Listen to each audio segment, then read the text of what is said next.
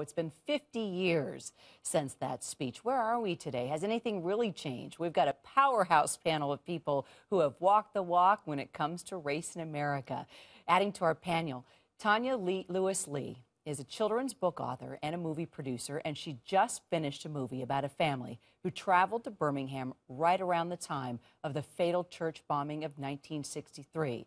Tanya is also the better half of Spike Lee. Also, you might not know Leanne Tuohy's name or face, but you probably know her story and the movie. Sandra Bullock won an Oscar playing Leanne in The Blind Side. You remember when we first met and we went to that horrible part of town to buy those dreadful clothes? And I was a little bit scared and you told me not to worry about it because you had my back. Do you remember that? Yes, ma'am. This team is your family, Michael. You have to protect them from those guys, okay? Listen. Deneen Milner, Jennifer Kitt, also back with us, a part of our conversation. Tanya, I'd love to start with you. Do you think that Dr. King would believe that his dream has been fulfilled in 2013? Well, I actually watched this speech myself this weekend, and I think that we have achieved some of his dream. Certainly, we have gotten rid of legal segregation in this country. There are no more whites-only signs posted in the South.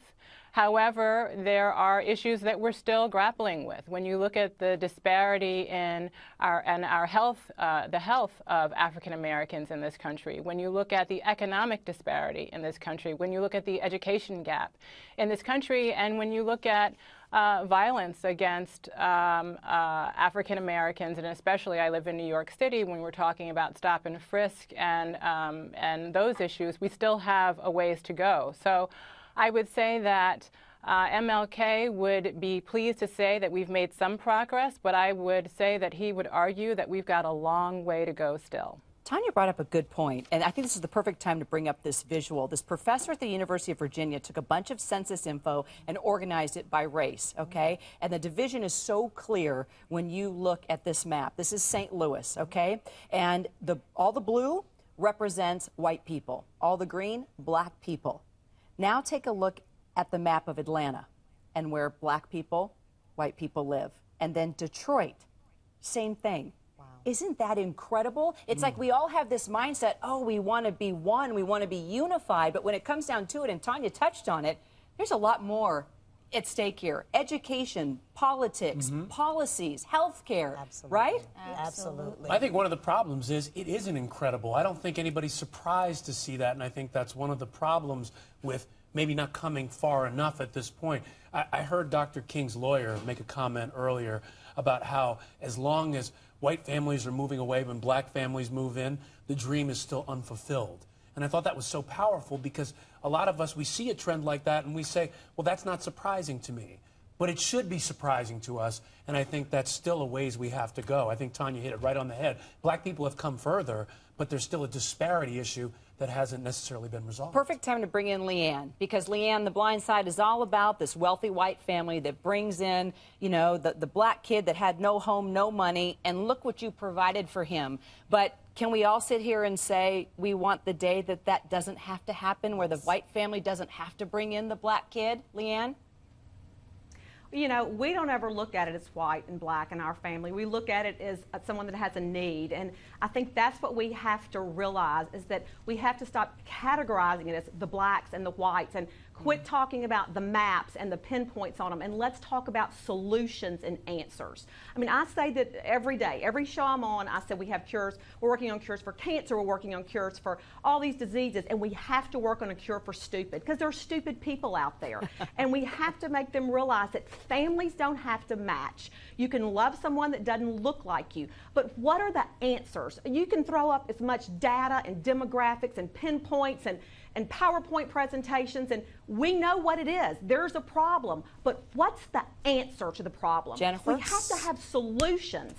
So when we moved to our neighborhood in Atlanta about 12 and a half years ago, my children doubled the black population in the school that they went to. I had a mom call me after my kids have gotten made friends, et cetera, in the neighborhood and in their school, and she called me almost in a whisper. And she said, Jennifer, my daughter loves your daughter Sam. Every time Sam comes over, she rubs her face. Can I be honest with you? We've never had any black friends.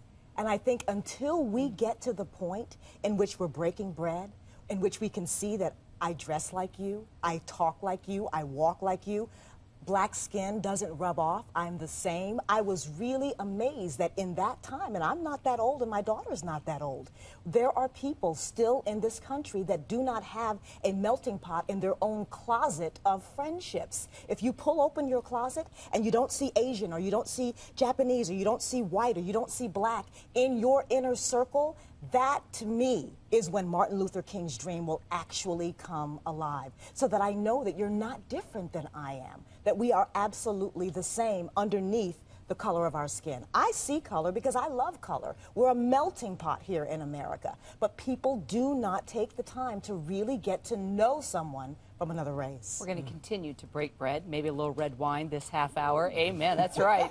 We're going to look at Dr. King's dreams, how far we've come and how much farther there is to go. And what a better way to do that than to actually break down that historic speech and see where that dream stands with our entire panel here in 2013.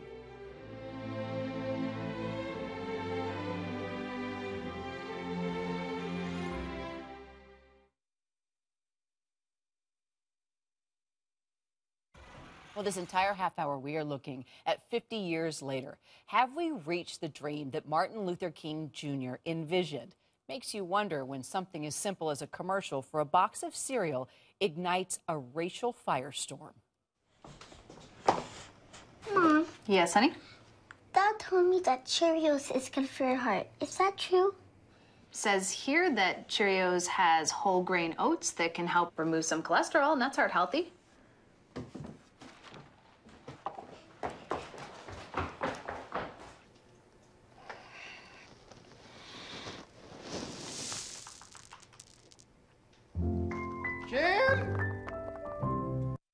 I say I was really surprised that this ignited such controversy.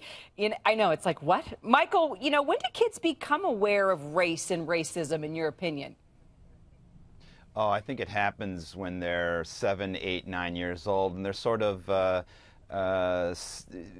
they're taught this in school around their friends, and certainly in families. We were talking about that earlier about the idea of having conversations within families and outside of families. But it's not, you're not born with this idea of racism or whatever. You're taught this as you grow up. Tanya?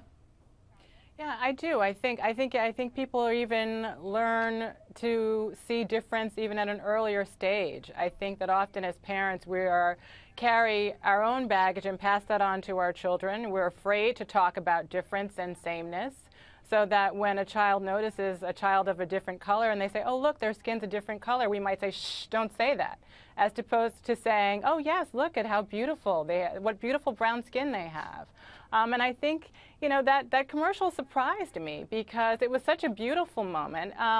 But I think that I think, as I look at my children's generation, I think that they are more open to people of different races, certainly of different sexual preferences in a way than people of my generation. I think they're learning, and I think they're doing a better job of it than we are. So I'm actually really hopeful that the younger generation are going to carry the ball farther than we have. Well, that's the perfect segue, because a bunch of kids were shown this Cheerio commercial with the biracial parents. It's in a YouTube series called Kids React. Look at what they said about the commercial.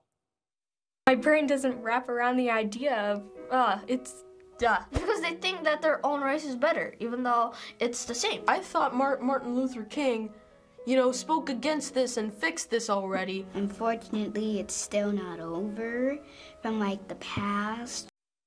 Isn't that great? I thought MLK fixed this already. And that's the beauty. That is the beauty of children.